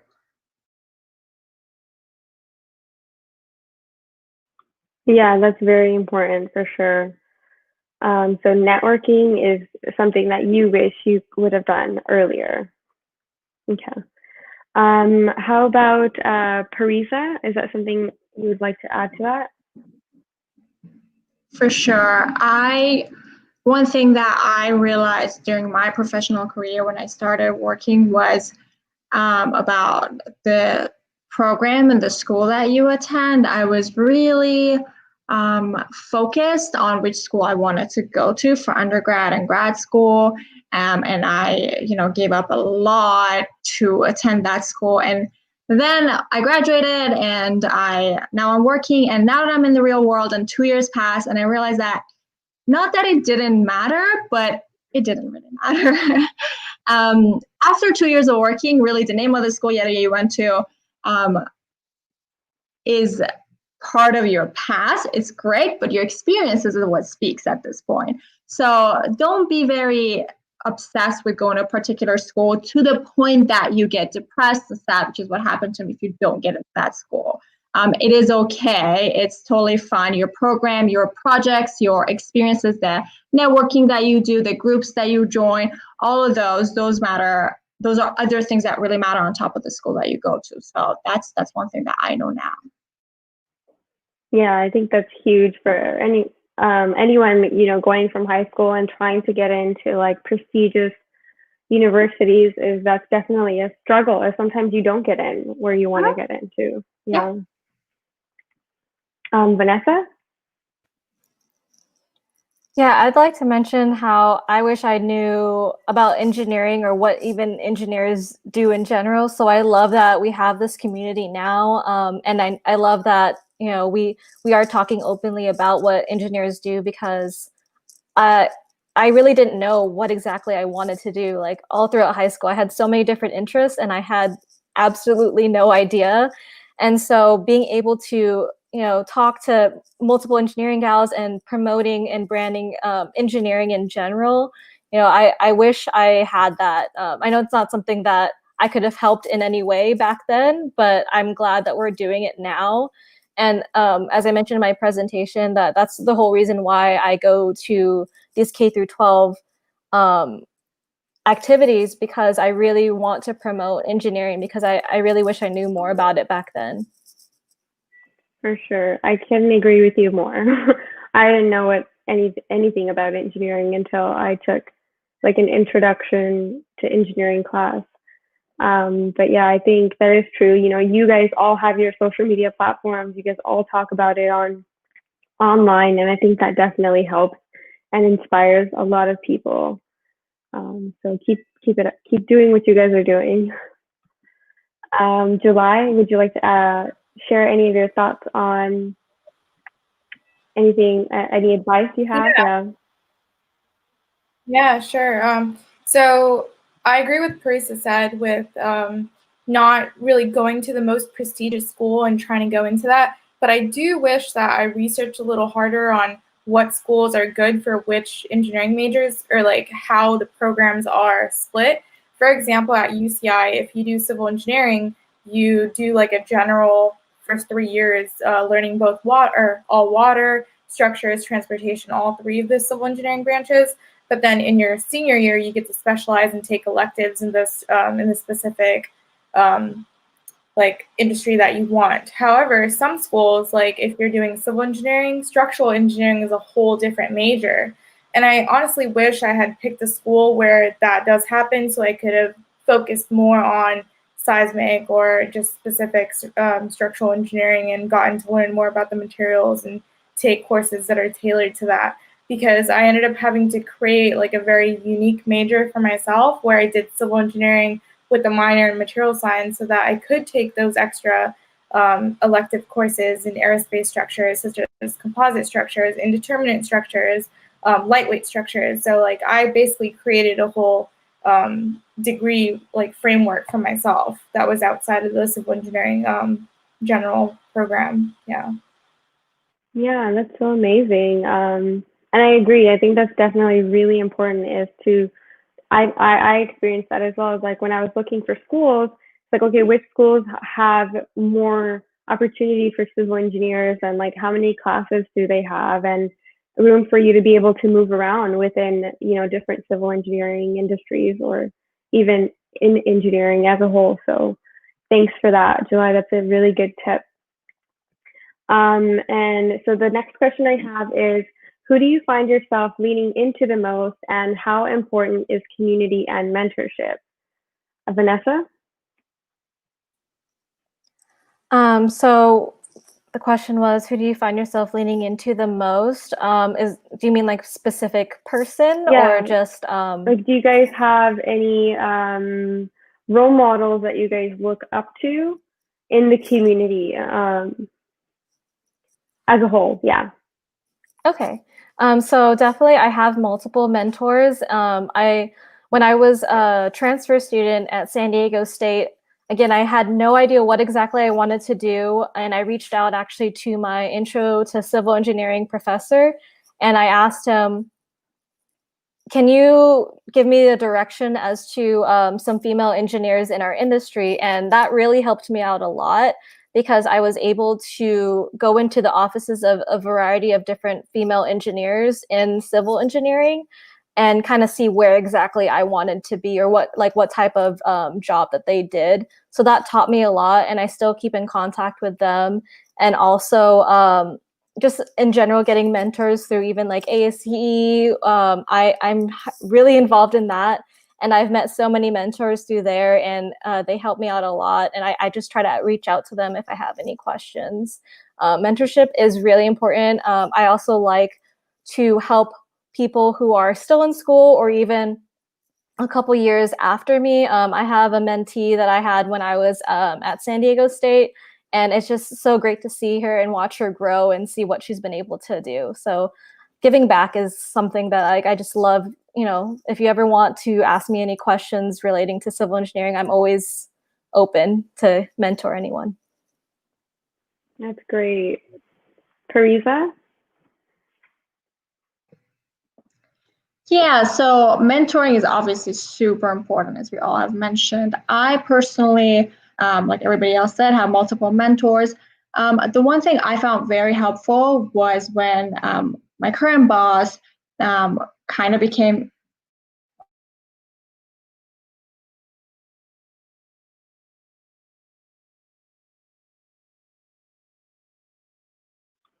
I think her connection went out. Hopefully she can come back in soon. Melissa, do you want to talk about how important community and mentorship is for you? Yeah, of course. I think mentorship is very important in both directions. Getting mentorship and getting help from somebody, especially like a boss or something like that, is important for you to grow and for you to, become more of a professional. It's good to have a boss like my boss who kind of pushes me and kind of throws me into different projects. It's great as an engineer, but also I think it's important to give back when you can. Like, it's so awesome that Vanessa does all the things that she does, because I have a little sister and I mentor her. I, try to give her advice and teach her from the mistakes that I've made. And that's so rewarding, that feeling of being able to give back. So yeah, it's definitely important in both I ways. agree. I think that's really important. Giving back to your community, and in some cases, even in your own family, that's huge. Yeah, so thank you for that. Mariah, would you like to add anything to that? Yes, I remember in my undergrad studies, I was taking a structural analysis course, and my professor, he was actually watching my performance the entire semester to, see like how well how well I'm doing, and my willingness of learning and all of that. So later on at the end of the semester, he offered me a student research assistant position for another project that was connected with the Georgia Department of Transportation. And ever since I started working with him on that project, then it just led to another project. And then before it, he became my like sole mentor in civil engineering, and because I always like ask questions for him, because he specialized in structural engineering, surveying applications, and always was able to ask questions, and he helped guide me in networking with other professionals as well. And then after graduating, and then with my handle on Instagram to a curly engineer, then I started sharing my civil engineering experience, a little bit by little bit. And then I started, receiving, questions and advice for their civil engineering journey. So mentorship has been so important, very important experience for the further development of, where we're trying to go and stuff. So I just really think it's so important that we, even though we're receiving mentorship, but also giving back, just like how Vanessa and Melissa have said. So yeah, I think that's really important. Yeah, and I think it's really cool how you can have, a mentor who's it could be your boss, it could be a professor or advisor or a sister. So, July, would you like to add anything to that? Yeah, so you should always have a mentor that is within your direct team, but also one mentor that is outside of your direct team, so that they have a bias and opinion of you and can look at you from an outside perspective and know how you're growing. And also, if you have any issues with your boss or your direct team, you have someone to vent to and explain those things to. Sometimes if your direct boss is your only communication line, that could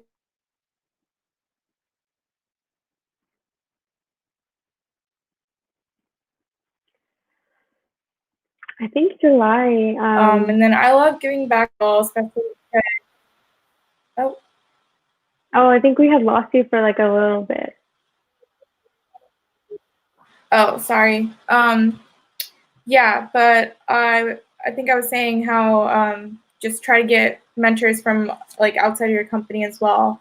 And then I love giving back as well. When you're in college, you don't really know what major or like what your 5-year plan is exactly going to be. And that's what I went through. I thought I wanted to do civil structures, but I ended up doing completely something else.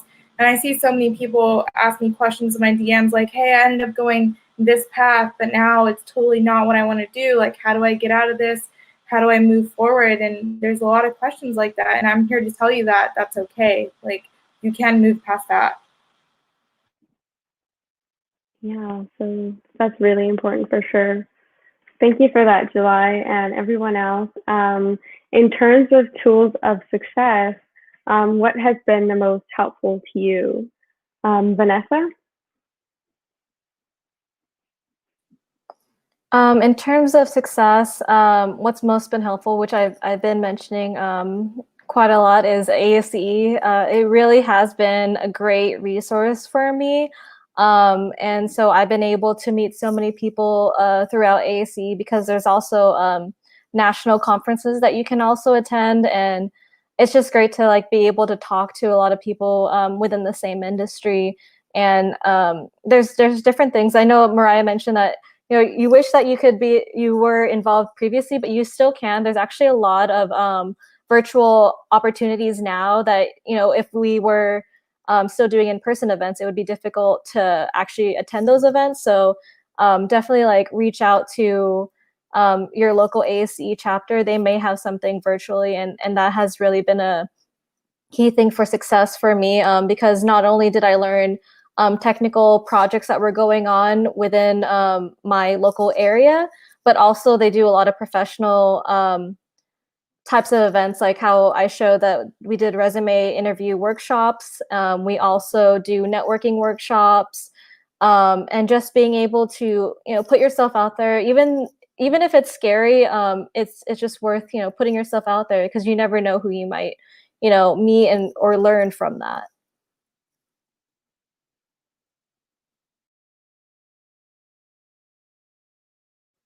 I think you're muted, Amy. Okay, thank you. Thanks, guys. So ASE is your main tool of success. Teresa, what would you say has been the most helpful to you? No, I have to agree with Vanessa. Hopefully I won't get disconnected again.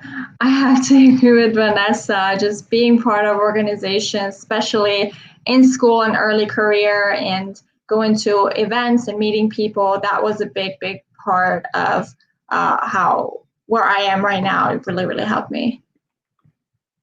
All right, thank you so much. So we talked about the different disciplines of civil engineering. We talked about mental health and the importance of community.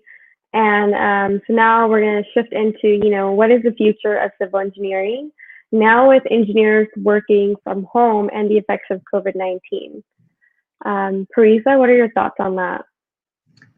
So things are changing, as we're all seeing, and it's going to be very interesting to see how much of the change will actually stick around and how much will go back to how things were after you know, a little time has passed. Maybe we have a vaccine. Maybe we've gotten are used to how things are. We'll see. But our industry responds to demand. So demand has been changing.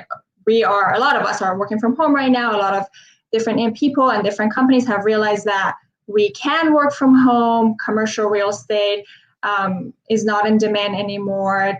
Demand for lower mileage day-to-day trip is going down. But then on the other hand, we're realizing that, oh, like I didn't know I like camping, but now I'm like, oh, I did a couple of campings because I can't fly anymore. But now I'm like, okay, I like this thing. This is not that bad. There are cute towns around me. So maybe I'll do more weekend, longer range drives. So the demand is changing, and our industry, even though we're usually slower to respond to change, we just need to figure out how to adjust and how to respond to this change that is happening.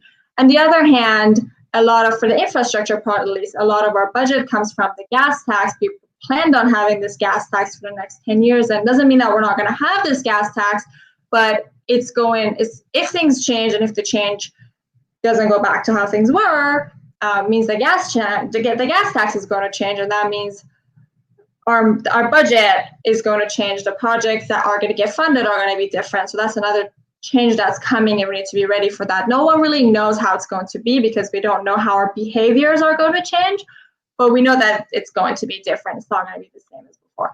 And it's going to be different for us as civil engineers. We're all working from home. What prevents us from working on a project in New York now? Or what prevents someone in England to work on a project in America right now? So it could be a lot more flexible. We could work on a lot more projects, and a lot of other people could work on projects that we normally work on. So it will be very interesting to see the change that's coming, and we'll see. Yeah, I agree. I think it'll be really interesting to see that how working from home, like that ability has now, is going to affect us in the future. When it comes, right. So when it comes to our current economy, you mentioned a little bit about that. What is the future of funding for civil engineering projects? You mentioned the gas tax, but for example, there's ASCE, the infrastructure report card. Vanessa, I would love to hear what you have to say about that. Yeah, I think Parisa covered quite a lot, and I think it's good, to be aware of this. And you don't even have to be a civil engineer to, learn about these things when it comes to infrastructure. And I think it's really important. I personally was never really into politics, and before I was like, why should I care about politics? But now I'm realizing it really affects our industry quite a lot, relating to the gas tax and relating to like that funding, because now what are we going to do since not many people may be driving, not many people are using the toll roads. A lot of that funding, a lot of projects that were going to be proposed may no longer have the funding for it.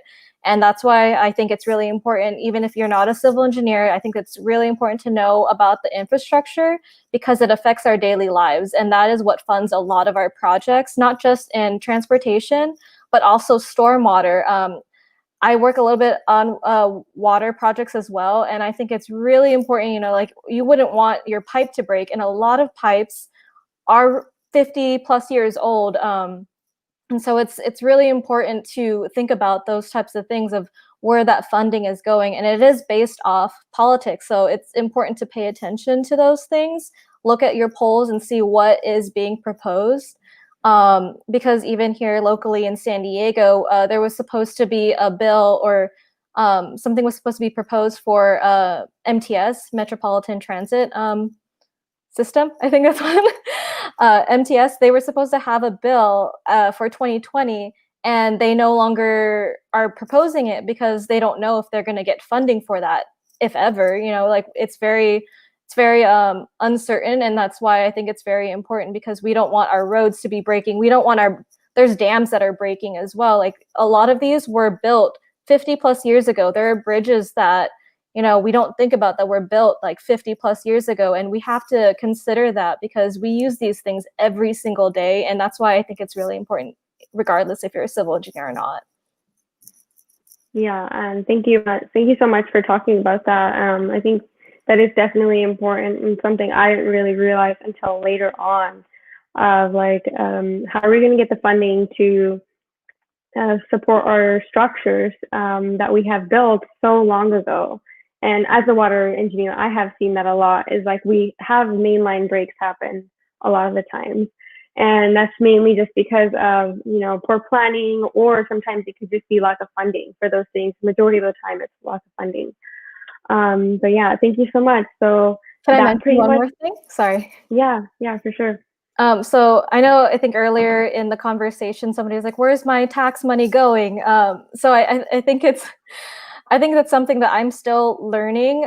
So when it comes to not just voting for certain things, it's just even, reaching out to your local, I forgot the exact term, but like anybody who has politics in their like your local representative? Yeah, sorry, I couldn't remember the term.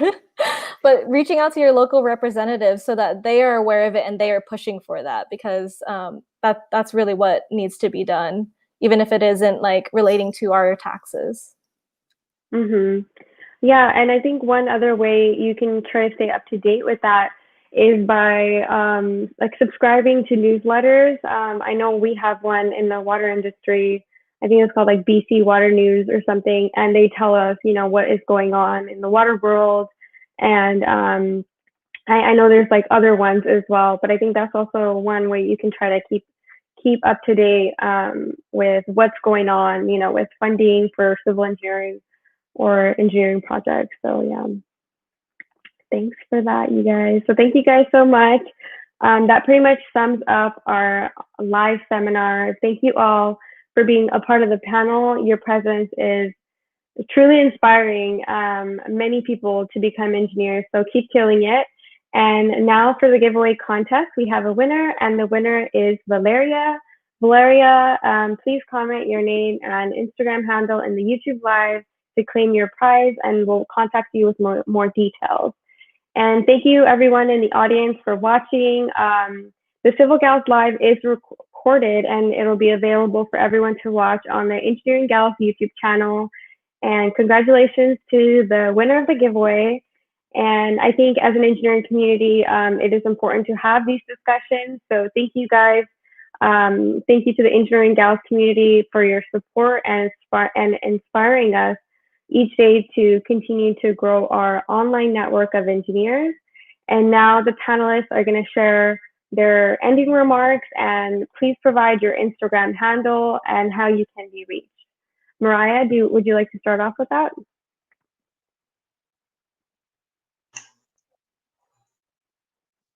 Oh, yeah, so I really enjoyed everyone sharing their experiences in civil engineering, and I learned a lot from you all, so I'm taking down nuggets from you all.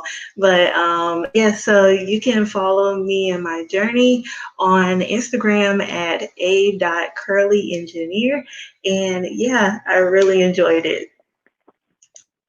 Awesome, thank you. July? Yeah, I had a great time talking to everyone and keeping up with the industry. Yeah, so if you want to follow me for asking advice or anything like that, I post a lot of engineering related art and kind of things that I'm up to on my Instagram. It's not really like a heavy engineering account. I try to keep it a little personal, but also share all of my activities on that. So you can follow me at July A. Thanks, July. Parisa? This was wonderful. Thank you to the wonderful panelists. I learned a lot from you guys, and thank you to all of our audience for listening and sticking around. My Instagram is Gaia Tutors, Gaia Tutors, and you can also follow me at TikTok. I post a lot of fun engineering facts, and that's just my name, Parisa Chami, one word. Hope to see you all there. That's true. She's a TikTok star. Go follow her. All right. Thank you, Parisa. Melissa? Thank you, Amy. Thank you, Engineering Gals, for hosting this. I had so much fun. And yeah, follow me at the Civil Engineer Girl on Instagram. I do post a lot of FE related questions. I'm actually planning on taking my FE EIT exam soon. So follow me if you want to study with me. Yeah, follow me on my journey. Thank you. Awesome. Thank you so much, Melissa. And Vanessa? I'd like to thank Engineering Gals again for creating this. It's been great. Like, I really don't think I would have met any of you guys without Engineering Gals. So I'm really happy that I've been able to meet the panelists here and many of you who may be watching as well. And also, I'd like to mention, you know, when it comes to learning about like engineering, like, don't be afraid to ask. Like, anybody here, like, I'm sure like they're more than willing to answer your questions. So I think it's really important to ask, because you'll never know if you don't ask. And lastly, I'd like to mention you can follow me on Instagram at It's Vanessa. You can see it on my name right here. Again, I started out with not really specific to engineering. So I do show like personal pictures, like as I mentioned, like I love hiking, so you'll see a lot of like old hiking photos because I really enjoy being outdoors, and try to connect that, because you know, we are multi-dimensional people. I don't just focus on engineering. I do a lot of multiple things, and so does everybody else here. So I really like to promote that you don't have to be one thing. So feel free to follow me there, and feel free to ask any of us, you know, any questions that you have. Thank you, Vanessa. I agree that it's so important is, you know, reach out in your community, and thank you all so much. Follow these amazing engineers, all of them, on Instagram, and I hope you guys have had a wonderful time watching the online seminar. Make sure you guys follow Engineering Gals on Instagram, Facebook, and YouTube, and Twitter, and stay tuned for our future events. Until next time, it's your Engineering Gal, Amy, And I'll see you guys later. Bye. Bye. Thank you. Bye. Thank you, guys. Bye. Bye.